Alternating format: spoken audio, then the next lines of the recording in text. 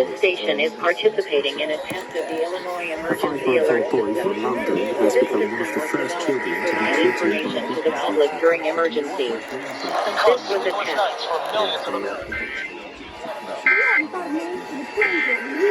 BBC News.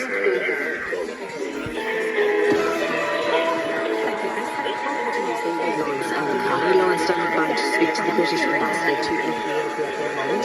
Also, we'll speak to a journalist whose team has gathered video evidence in Colombia.